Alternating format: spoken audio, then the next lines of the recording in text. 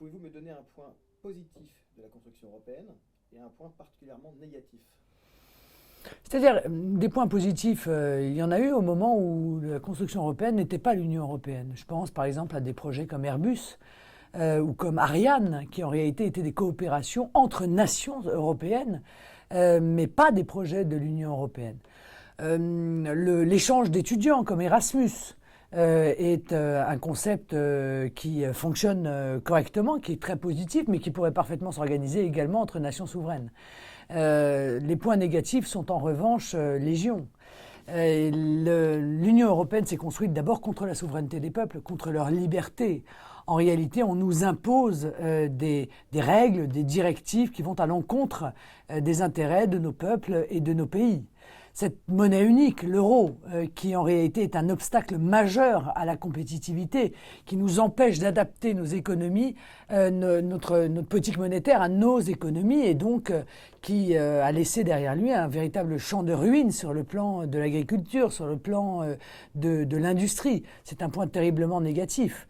La primauté du droit européen sur le droit national, car soit nous sommes dans des démocraties et ce sont les peuples qui décident pour eux-mêmes, soit nous ne sommes plus dans une démocratie, nous sommes dans une oligarchie, et à ce moment-là c'est une élite qui décide pour le peuple, et même parfois, il faut bien le dire pour l'Union européenne, contre le peuple. Ceci est évidemment, à mon sens, totalement inadmissible.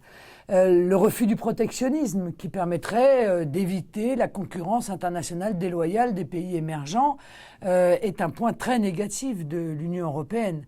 Et puis enfin, s'il faut limiter, car il y aurait beaucoup à dire, les frontières. Si nous sommes des peuples libres, alors nous avons des frontières et nous avons la maîtrise de nos frontières. L'Union européenne nous a vendu une protection aux frontières, elle ne l'a pas mise en œuvre. Aujourd'hui, nous sommes les victimes d'une immigration sauvage, d'une immigration massive. L'Europe est une véritable passoire et nous n'avons plus la liberté de décider qui entre et qui se maintient sur notre territoire, avec toutes les conséquences financières, mais également les conséquences sociales de cette situation. Pas une nouvelle perte ou un nouveau risque de perte de souveraineté des nations? Mais évidemment. D'ailleurs, chaque avancée de l'Union européenne est une perte de liberté et de souveraineté pour les peuples européens. Bon. J'ai l'habitude de dire que, à mon sens, l'Union européenne, c'est l'Union soviétique européenne. C'est-à-dire que on met un ministre, on veut un ministre de l'économie, on veut un ministre des Affaires étrangères européen, mais tout ça c'est au détriment de la liberté des pays qui appartiennent à l'Union européenne. On l'a vu par le passé. En matière de politique internationale, des pays de l'Union européenne ont été en très forte divergence les uns avec les autres. Quelle voie unique pourrions-nous porter? Sauf à, encore une fois, se voir imposer un positionnement unique. Moi, je suis le défenseur des libertés en France, je suis le défenseur de la souveraineté du peuple. Par conséquent, tout ce qui contribue à retirer au peuple français une once de souveraineté pour la transférer à des technocrates, car il s'agit de cela, à des anciens salariés de Goldman Sachs, eh bien, tout ce qui contribue à cela me trouvera sur son chemin. Justement, et en fait, on trouve une certaine incompatibilité une fois que se dit, là, vous êtes d'accord? Et tout simplement parce que les pays ont des intérêts divergents. Et à partir du moment où on n'admet pas que les pays aient des intérêts divergents et puissent mener leur politique en fonction de la défense de leurs propres intérêts, ça veut dire qu'il y a une partie qui impose sa volonté aux autres qui sont obligés de la subir. Et ça, c'est encore une fois inadmissible. Mais il y aurait des bons résultats. On pourrait se dire... Après tout, les peuples pourraient décider d'abandonner une partie de leur liberté en contrepartie de plus d'emplois, de plus de sécurité. Mais ça n'est pas le cas. Objectivement, si l'on met un plateau de la justice, on s'aperçoit que l'Union européenne n'a apporté que des inconvénients à nos pays. Elle a détruit nos économies, elle a détruit notre souveraineté, elle nous a livrés à une immigration massive, elle nous impose son système de valeurs qui peut être en contradiction formelle avec les valeurs sur lesquelles se sont construites nos peuples, et tout cela plaide objectivement pour un arrêt de cette construction, dont le moins qu'on puisse dire, c'est qu'elle n'a pas fait ses preuves, ou plutôt qu'elle a fait les preuves de son inefficacité et même de sa nocivité. Alors justement, cette Europe, qu'on peut appeler une Europe en panne, est-elle une menace pour les défis qui, en revanche, attendent les nations? Ben, la preuve, évidemment qu'elle est une menace, puisqu'elle nous interdit de mener des politiques qui nous permettraient de relancer notre économie, de lutter contre le chômage, de rétablir notre système de valeurs, de protéger nos frontières, que ce soit sur le plan économique ou que ce soit sur le plan des migrations. Elle est un obstacle permanent. Par conséquent, le seul moyen, c'est triste à dire, mais je pense que c'est de laisser s'effondrer cette Union européenne et de construire l'Europe des nations libres et souveraines, l'Europe des véritables coopérations volontaires. Bon, c'est comme l'Union soviétique, l'Union européenne, je vous le disais tout à l'heure, ça veut dire qu'en réalité, elle n'est pas améliorable. On ne peut pas l'améliorer car elle est construite sur une idéologie qui est une idéologie élitiste, anti-souveraineté nationale et ultralibérale. Avec la conséquence que c'est la loi de la jungle qui s'applique et les plus faibles meurent et les plus forts survivent. Ça n'est pas ma philosophie. Allant dans le même sens, est-ce qu'on peut regretter que l'Europe ait mis un terme à ces évidemment, et je vais vous donner un exemple.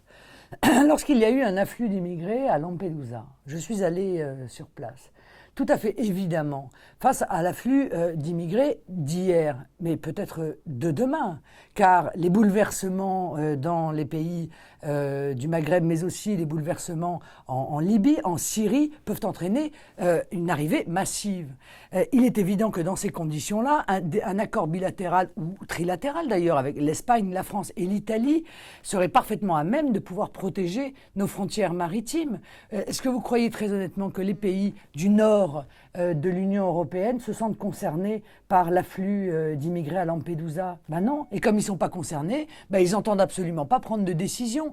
Et par conséquent, ils nous empêchent, non seulement ils ne prennent pas de décision, mais ils nous empêchent de prendre des décisions pour préserver nos propres intérêts.